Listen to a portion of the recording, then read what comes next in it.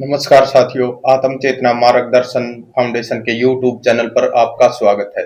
आज हम बात करेंगे ओवर थिंकिंग के बारे में।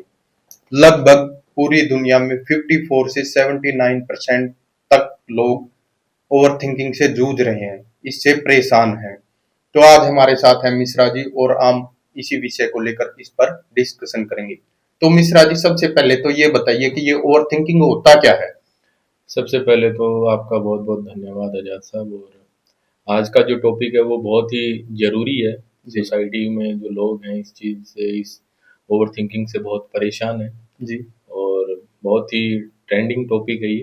हम्म। तो जैसा कि आपने पूछा ओवर थिंकिंग होता क्या है, अगर सिंपली मैं बोलूँ तो हम जब एक ही विचार में फंस जाते हैं, जी। उसी विचार को बार बार सोचते हैं, बार बार सोचते रहते हैं, एक साइकिल बन एक जाती है। साइकिल बन जाती है।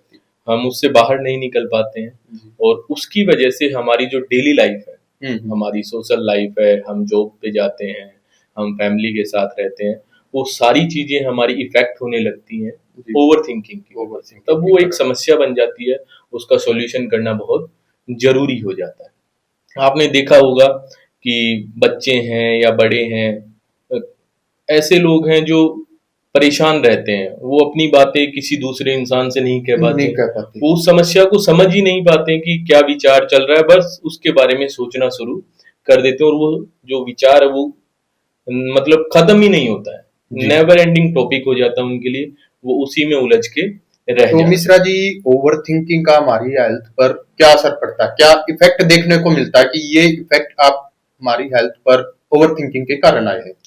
बिल्कुल, हेल्थ का और ओवर थिंकिंग का बहुत ही एक है ना रिलेशन है, कोरिलेशन है।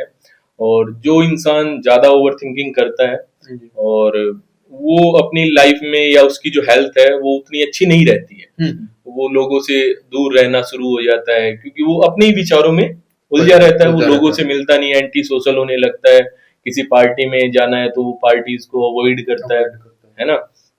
और अपने कामों को, अपनी जो डेली लाइफ है वो सारी चीजें खराब होने लगती हैं, जिसकी वजह से उसकी हेल्थ भी धीरे धीरे, खराब। उसकी ईटिंग हैबिट्स हैं वो भी खराब हो जाती है। रात को देर रात तक जागता है तो वो भाई चीजें खाता है, नमकीन हो गया या जो भी जंक फूड वगैरह उनमें ज्यादा है ना इंडल्ज हो जाता है, तो उसकी वजह से जो हेल्थ है बिल्कुल टेंशन इफेक्ट ज्यादा। होती है और हेल्थ खराब होने लगती है।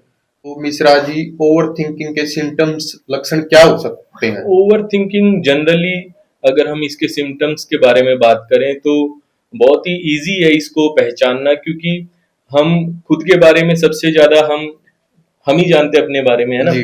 तो जब हम किसी भी विचार के बारे में इतना सोचने लगते हैं और उससे कोई रिजल्ट नहीं मिलता है, उस प्रॉब्लम का हमें कोई सॉल्यूशन नहीं मिलता है, जी। बट हम उसी विचार को हर रोज सोचते हैं, तो हमें पता चल जाना चाहिए कि ये हम ओवर थिंकिंग कर रहे कर हैं। रहे हैं।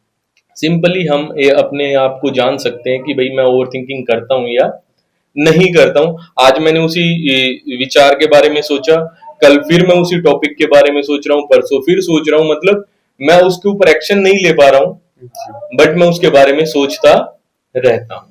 तो ये है सिम्टम्स, हम इस प्रकार से ओवर थिंकिंग को पहचान सकते हैं। और फिर सिम्टम्स हमें पता चल जाएंगे तो हम अपनी लाइफ में कैसे ओवर थिंकिंग को कम कर सकते हैं, उसके हम सॉल्यूशंस भी कर सकते हैं। तो मिश्रा जी, हमने अभी तक जाना ओवर थिंकिंग क्या होती है, इसके लक्षण क्या होते हैं, तो आप इसके सॉल्यूशन के बारे में और बात कर ली जाए। हाँ, तो इसका सॉल्यूशन क्या हो सकता है? इसके सॉल्यूशंस बहुत सारी टेक्निक्स हैं, बट जनरली हम आज एक दो टेक्निक्स के बारे में बात करेंगे, जिसमें है कि भाई 5 मिनट टेक्निक्स बोलते हैं सिंपली, कि आप उस टॉपिक के ऊपर 5 मिनट से ज्यादा मत सोचो जो आपके लाइफ में 5 साल के बाद आपको इफेक्ट ना करे। इफेक्ट ना सिंपली करें। मान लो कोई ऐसा विचार है जो हमें बहुत परेशान कर रहा है, हम उसके बारे में सोचते ही रहते हैं, सोचते ही रहते हैं, जी। तो हमें ये डिसाइड करना चाहिए, ये सोचना चाहिए कि क्या ये 5 साल के बाद हमारी लाइफ में चीजें रहेंगी या नहीं रहेंगी। जी।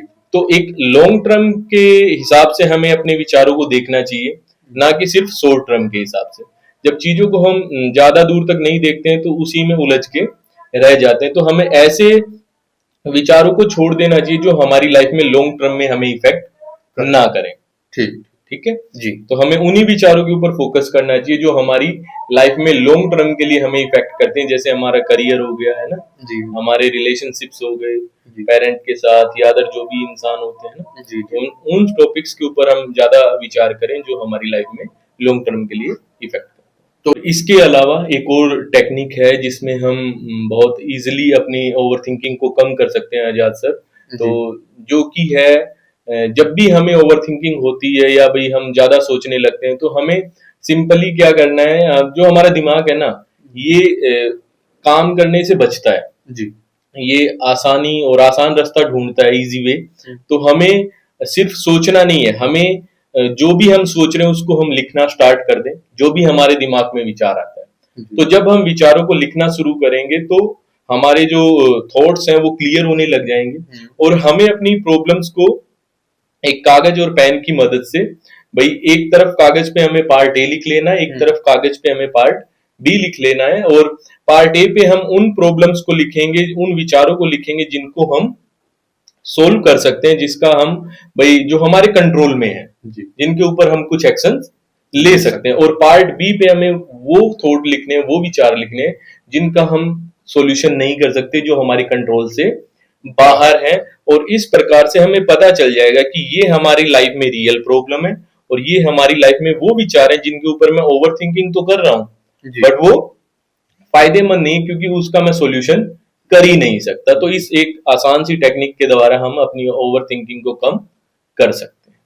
तो मिश्रा जी आपने ओवर थिंकिंग के सॉल्यूशन के बारे में बताया, और मेरे दिमाग में एक सवाल और आ रहा मिश्रा जी, क्या आपके पेरेंट्स, आपके फैमिली मेंबर्स, आपके फ्रेंड्स ओवर थिंकिंग को कम करने में आपकी कुछ हेल्प कर सकते हैं? डेफिनेटली ऐसा होता है कि भाई जब इंसान, पहली बात तो ये है कि ओवर थिंकिंग हम तभी करते हैं जब हम अकेले रहते हैं, जी है ना। जब हम भाई अकेलापन या एकांत कमरे में रहते हैं तभी हमारे मन में ज्यादा विचार आते हैं। तो अगर हमारी फैमिली सपोर्टिव है, हमारे से बात करती है, हमसे मिलती है, एक दूसरे से भाई जो भी विचार है वो शेयर होते हैं, हमारा फ्रेंड सर्कल इतना अच्छा हो जो भाई आपस में प्रॉब्लम्स को सोल्व करने के लिए एक दूसरे की प्रॉब्लम सुनते हो, है ना। तो अगर ऐसा एक सपोर्टिव माहौल मिलेगा इंसान को तो वो अपनी प्रॉब्लम्स लोगों से शेयर करेगा और जिससे उसको सॉल्यूशंस भी मिलेंगे और उसको रियलिटी में पता चलेगा कि हाँ भाई इन प्रॉब्लम्स को हम सोल्व कर लेंगे अपनी फैमिली की मदद से या जो भी लोग हैं उसके आसपास सराउंडिंग में। तो डेफिनेटली हमारे जो आसपास के लोग हैं वो ओवर थिंकिंग को भी कम करने में हेल्प कर सकते हैं। तो एक अच्छा सपोर्टिव माहौल सभी को देना चाहिए जिससे वो अपनी प्रॉब्लम्स को सोल्व करने में कामयाब हो सके। तो मिश्रा जी हमने ओवर थिंकिंग पर एक अच्छा हेल्दी डिस्कशन किया, और ओवरऑल आप इसके बारे में कुछ कहना चाहते हो हमारे दर्शकों को? फाइनली मैं भाई एक आखिर में यही टिप देना चाहूंगा हमारे व्यूवर्स को, दर्शकों को, कि भाई जब भी हम कुछ विचार करते हैं तो सिर्फ सोचे ना, उस विचार को लिखने की कोशिश करें, क्योंकि हमें जो हमारा दिमाग है वो बहुत ही मतलब लेजी काम करने में बहुत मतलब एक्सपर्ट है। तो हमें लेजीनेस से बचना है। ओवर थिंकिंग का कहीं ना कहीं जो रिलेशन है वो लेजीनेस से भी है।